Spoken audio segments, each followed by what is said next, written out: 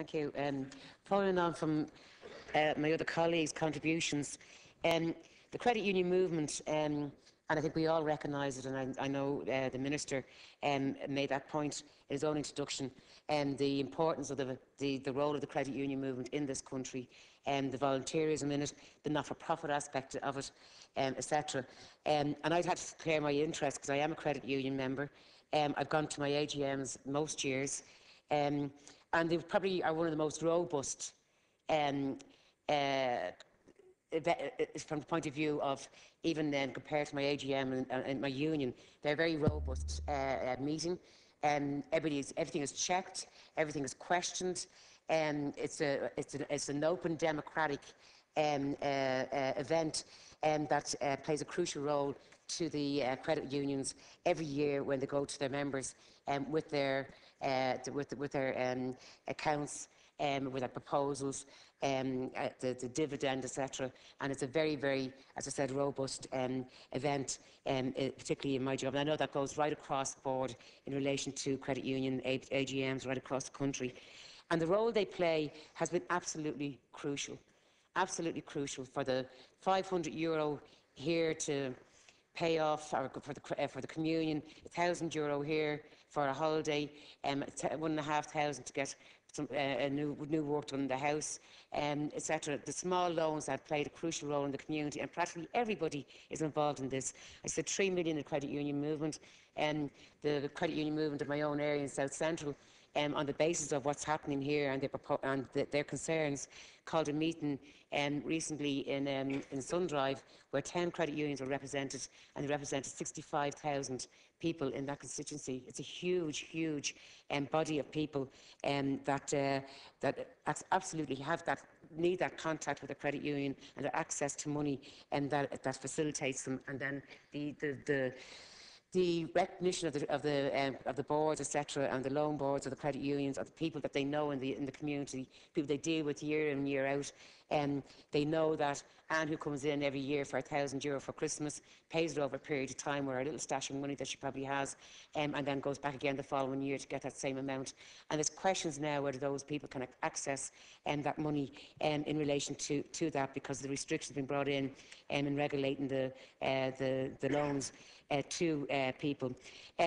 So I'm just going to make a point about it, and I think it has been generally raised the concerns of the Irish League of Credit Unions, and I think that their concerns are viable, and I think they are to be taken on seriously, because they wouldn't be raised unless they felt that way, because they have been positive contributors to the Commission. They actually, I think, were one of the main groups that urged that this Commission be set up, and they've absolutely, right through that period of time, of that 9 months, have engaged constructively with the Government and the Department of Finance and other groups within that. And I think the nature of the credit union, and I think Deputy Daly said it there very clear, is that yes, some things were agreed, but they went back to their membership and their AGM of 1,500 members, and they disagreed with aspects of it, and they have to reflect that disagreement in here in the Dáil in relation to this, and to the Minister from the point of view of their concerns. And the points have been made about the central bank, the Central Bank Acts from 1942 to 2011. The concerns also of the credit unions are that future statutory instruments could be, they've been covered by that as well, that they're unknown, they don't know what they are.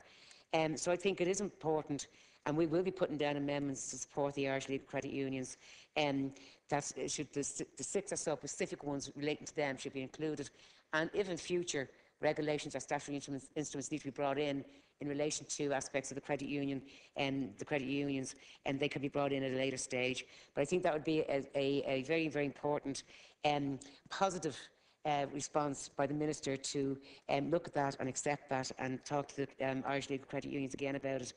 And also the IFSAT, the board, the appeals board, the credit unions also want to have, and I know it was mentioned, that the credit unions would have the right to go to a High Court in case of emergency if they need to deal with something very, very quickly. But I think that should also be recognised and in the bill to allow that to happen. So they're not just under the remit of the IFSAT. And I think the other areas and that weren't really covered by my colleague was, because of time restraints, is the proposals which were agreed by the Commission, but which many individual credit union members have issues with, such as the imposition of the term limits. Because the huge experience that the people in the credit union movement develop over the years, and I've seen it in my own credit union, who have participated in the credit union through their lives from very young, 20-year-olds, 25-year-olds, going to the AGM and seeing how the credit unions work. Then they get actively involved in it. In retirement, they get actively involved in it. And the huge amount of wisdom, the huge amount of experience that these people have is absolutely tremendous, and what makes the credit unions what they are, and the League of Credit Unions what it is.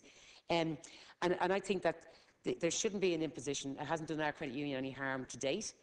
I can't see it doing any harm in the future. And I think certainly that it reflects in many of the credit unions across the country where that huge experience is there. And by pushing out that voluntary sector, I think will have a huge impact on the League's ethos and then the credit unions' role in the communities and that. And also the fact that the restrictions on who can be on the boards, I think, are also questionable. Many people, through employees, voluntary assistants, family members, they all play that crucial role. And there is accountability. That's one thing about the credit unions, accountability.